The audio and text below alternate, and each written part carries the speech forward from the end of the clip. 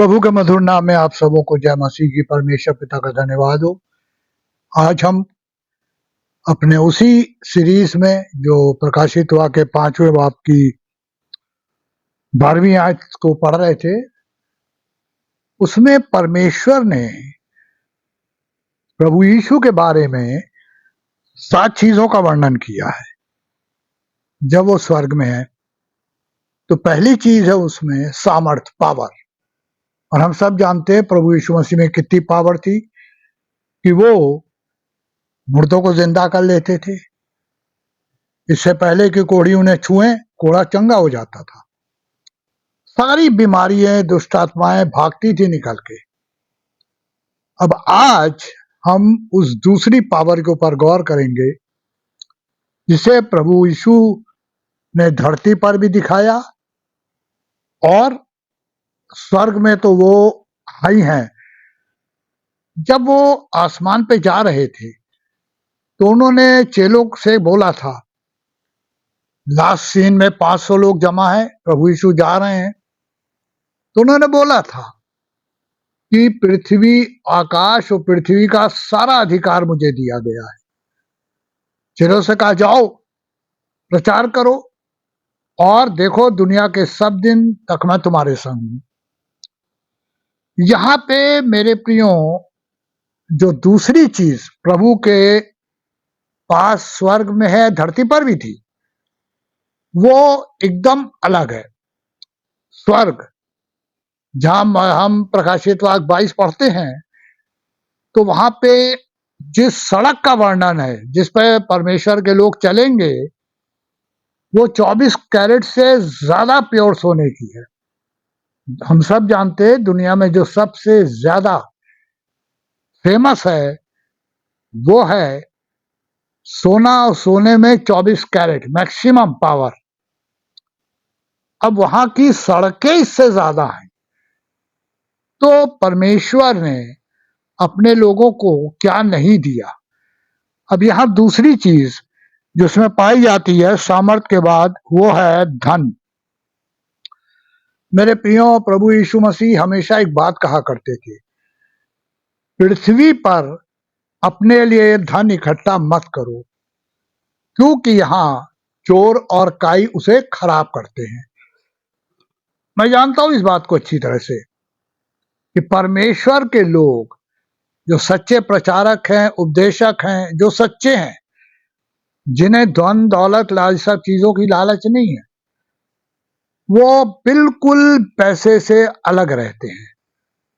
आज प्रचारकों के पास लग्जोरियस कार है, बंगला है, सब कुछ है, और बोलते भी हैं वो कि परमेश्वर ने हमें दिया है। परमेश्वर ने मरकुस 4:24 में क्या कहा, कोई भी मनुष्य 2 स्वामियों की सेवा नहीं कर सकता। तुम परमेश्वर और धन दोनों को एक संग लेके नहीं चल सकते। और हम सब जानते हैं प्रभु जब पैदा हुए तो चरनी में थे। यहां तक कि जो उनके कपड़े थे वो भी उनके अपने बचपन में तो माँ बाप ने दिए, पर उसके बाद लोग उनकी मदद करते थे। हम कह सकते हैं धन नाम की कोई चीज प्रभु यीशु के पास नहीं थी। वहां पे है, पर यहां जो धन था हम उसके बारे में बात करेंगे।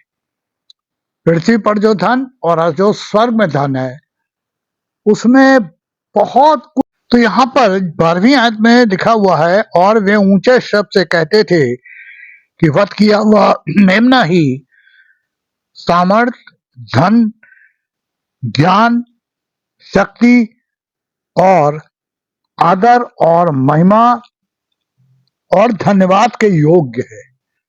योग्य है तो उसमें पहला है सामर्थ। अब यहां पर इसलिए प्रभु उसके योग्य हैं क्योंकि पृथ्वी पर उन्होंने दर्शित किया कि बिना धन के, बिना वेल्थ के वो भी परमेश्वर की सेवा करते हुए रहे। और जब वो यहां से गए तो दफनाने तक का कपड़ा, कब्र यूसुफ ने उनका अरेंज की, कपड़ा भी जो वो पहनते थे वो दूसरों का दिया हुआ से बना हुआ था। तो यहाँ पे अब वो धन तो उनके पास वहां पूरा स्वर्ग का राज है, लेकिन मेरे प्रियो यहाँ किस धन की बात प्रभु कर रहे हैं, तो वो है कि जब उन्होंने मना किया पृथ्वी पर धन इकट्ठा ना करो, तो ये उस धन की बात हो रही है जो हम यहां पर कमाएंगे और वो स्वर्ग में जमा होगा। धन कमाने को तो कहते हैं ना। अब यहां पे प्रभु के लोग क्या कमा रहे हैं? जब हम जहां परमेश्वर के वचन को प्रचार करते, तो वहां हमारे स्मरण के लिए पुस्तक लिखी जाती है। यह है वो धन जिसकी बात परमेश्वर ने वचन के द्वारा पृथ्वी पर हमारे लिए रखी है। यहाँ पर जब प्रभु यीशु मसीह ने एक सच्ची घटना का वर्णन किया, धनवान और लाजर, तो वहां पे लिखा हुआ है लूका 16 में 19वीं आयत से कि एक धनवान मनुष्य था। वो तमसील नहीं थी, वो एक ऐसा गुजरा हुआ समय था जिसे प्रभु ने देखा और बताया। कैसे रहता था? धूमधाम, पार्टी, दुनिया भर का टिटंबा दिखाने की कोशिश के हम बहुत रईस लोग हैं। मुझे याद है एक बहुत बड़े प्रचारक हुए और उनके पास एक बहुत खूबसूरत लॉन था, मैंने पढ़ा है कहीं, बहुत खूबसूरत घास उस पर लगी हुई। एक बहुत ही गरीब प्रचारक उनसे मिलने आए, तो पता चला वो लॉन में बैठे हुए हैं। तो उन्होंने बोला कि उसे उनको यहीं भेज दो। तो वो वहां गए, तो उन्होंने देखा जहां वो बैठे हुए थे वहां बहुत ही सुंदर घास सलीके से कटी हुई थी और वहीं वो लॉन में बैठे हुए थे। जब वो गए तो उन्होंने ऑफर किया बैठिए, तो वो बड़े गौर से घास को देख रहे थे, उनको देख रहे थे।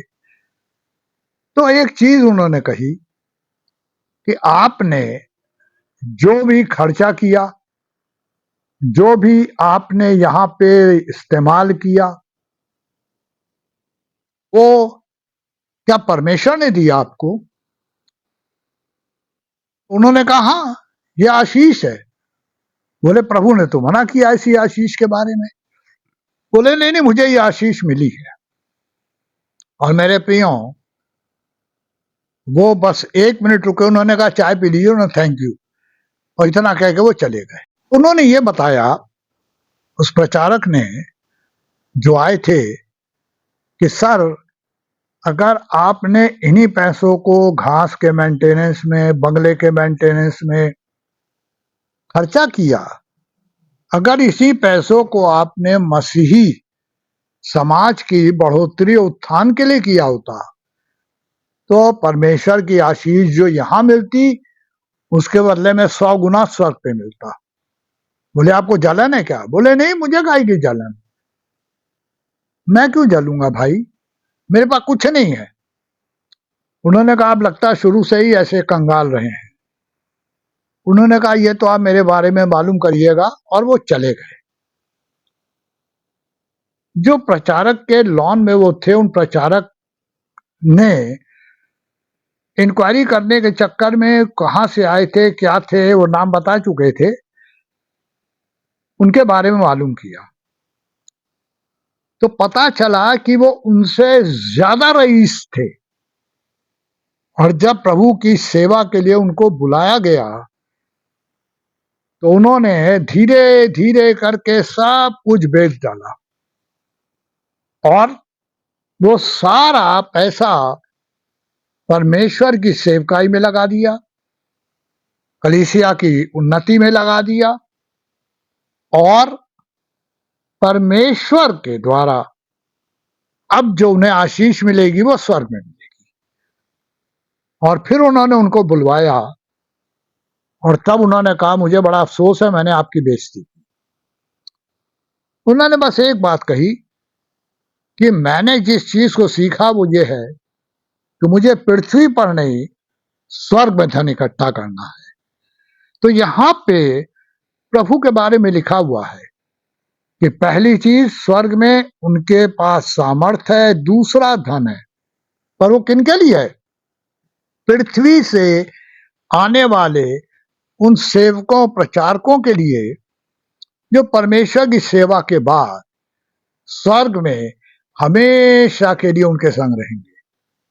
अब मेरे प्रियो, प्रश्न ये उठता है कि आज हमारा ध्यान, आज हमारा सारे सोच विचार, आज हमारे हर वो काम जो हम पृथ्वी पर कर रहे हैं वो किस बात के लिए कर रहे हैं?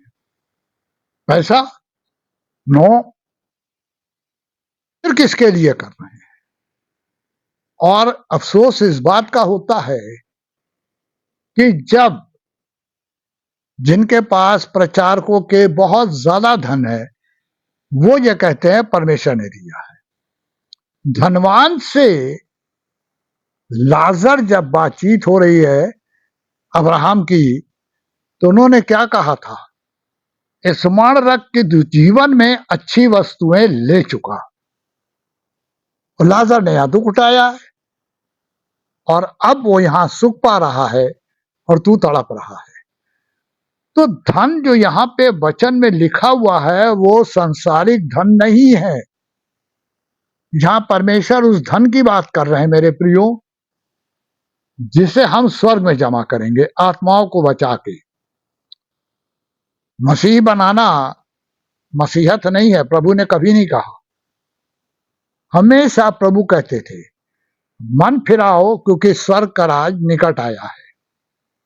जो प्रभु के लोग हैं वो अपनी उन सारी चीजों से अलग हो गए हैं जो संसार में उनको अट्रैक्ट करती है और जो उन्हें अपनी ओर घसीटती है, और वो उन चीजों। और वहां पर एक नई अजीब सी बात देखी, वहां पे बना हुआ परमानेंट स्टेज था, आ जाएगी नहीं मुझे नहीं मालूम, कई साल हो गए। और उस में जहां प्रचारक और बाकी लोग बैठे हुए थे स्टेज के ऊपर, वहां सामने की ओर जहां वो प्रचारक और बाकी लोग थे, एसी चल रहा था। कि कोई खास बात नहीं थी, पंखा भी उस समय सफिशिएंट था। गर्मी थी पर इतनी नहीं। मेरे प्रियो, हम लोग की ही ये कमी है। प्रभु के लोग जो प्रभु के सच्चे दास हैं वो आज भी प्रभु की सेवकाई में आवश्यकताओं से की चीजों से परमेश्वर उनको आशीष देता है, लेकिन वो लग्जोरियस लाइफ में नहीं जाते। मैं बहुत से प्रचारकों को जानता हूं, आज वो प्रीच करते हैं, एसी नहीं होता पुलपिट पे, साधारण पंखे लगे रहते हैं, उसी में वो बैठते भी हैं, वहीं स्टेज पे आके बोलते भी हैं। क्योंकि कई बार जहां मुझे प्रचार करना था उससे पहले वहां कुछ प्रचारक आए हुए थे और उनके मैसेज को सुनने के लिए मैं भी वहां गया। क्योंकि प्रचारक हमेशा सीखता है दूसरों से। हाँ, प्रभु वहां भी कुछ ऐसी बातें दूसरे प्रचारकों से कहला देते हैं जो वो सीखता है, और मैंने भी बहुत कुछ सीखा हुआ है। जो सबसे बड़ी बात सीखी वो ये कि प्रभु हमारी सारी संकटों से हमें छुड़ाने के लिए हमारे आगे आगे रहते हैं। और उन्होंने कहा मेरी भेड़ें मेरा शब्द सुनती हैं, मैं आगे चलता हूं, मेरे पीछे चलती हैं। अब सवाल ये उठता है कि हम जो स्वर्ग में धन मिलने जा रहा है उस धन के लिए इस पृथ्वी पर क्या कर रहे हैं? क्या दुनियावी चीजों की तरफ अट्रैक्ट हैं, धन जमा करने में बिजी हैं, धन ही कहलाना मांगते हैं, या परमेश्वर की सेवा में अर्पित रहने मांगते हैं? अक्सर लोग प्रार्थना के लिए मेरे पास आते हैं घर। मैंने बाहर जाना बंद कर दिया 2018 के बाद से, और 1982 से लेके 2018 तक हमेशा बाहर प्रचार किया। अपनी सारी सरकारी नौकरी में छुट्टियां खत्म करी। जब रिटायर हुआ तो हम लोग को लीव इन कैशमेंट मिलता था, 1 साल की पूरी तनख्वाह। और जब मैं रिटायर हुआ तो जो गवर्नमेंट से मेरा आदेश आया वो सिर्फ इतना था कि मुझे 18 दिन की, जो मेरी लास्ट डेज में छुट्टियां बची थी, बिक गई थी, 18 दिन का पैसा मिला। सब बड़ा हंस रहे थे मेरे ऑफिस के लोग, अरे आपको सिर्फ 18 दिन का लीव इनकैशमेंट है। लेकिन उसमें भी परमेश्वर ने संतुष्टि दी। आज भी बहुत संतुष्ट है अपने परिवार में। सब बच्चे परमेश्वर ने निकाले, सब पढ़ लिख गए, सब अब आज अपने अपने घरों में है बाहर। प्लस नाती पोते में लोग जॉब में भी आ गए, नातियों में। और मेरे ग्रैंडसन यानी पोता पोती में भी अब वो पढ़ाई करके ऊपर जा रहे हैं। हाँ, यहाँ जो धन परमेश्वर ने मुझे दिया मेरे प्रिय, वो यही है कि सब परमेश्वर के को जानते हैं, पहचानते हैं, प्रार्थना में रहते हैं और प्रार्थना का ही जीवन उनका है। चाहे वो ग्रैंडसन हो, चाहे सन, चाहे डॉटर हो।